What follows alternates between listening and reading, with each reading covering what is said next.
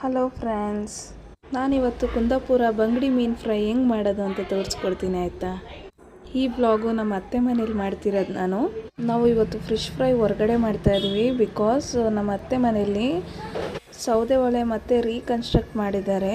So ಅದು curing ಆಗೋಕ್ಕೆ 3-4 days ಬೇಕು. ನಾವು ಏನೇ ಒಂದು ನಾನ್ ವೆಜ್ ಫುಡ್ ಮಾಡಿದ್ರೂ ಹೊರಗಡೆನೇ ಮಾಡೋದು, ಮನೆ ಒಳಗಡೆ ಮಾಡಲ್ಲ.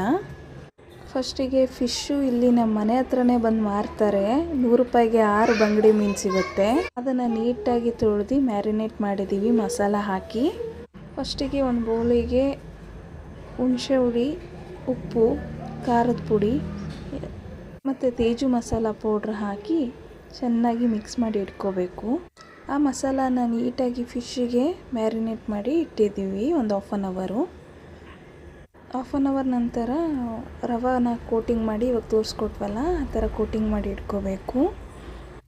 ಕೋಟಿಂಗ್ ಮಾಡಿ ನಂತರ ತವ ಮೇಲೆ ಒಂದು ಸ್ವಲ್ಪ ಎಣ್ಣೆ ಹಾಕಿ ನೀಟಾಗಿ ರೋಸ್ಟ್ ಮಾಡಬೇಕು. ಫಿಶ್ನ ಒಂದೊಂದೇ ಇಟ್ಟು ರೋಸ್ಟ್ ಮಾಡಬೇಕು.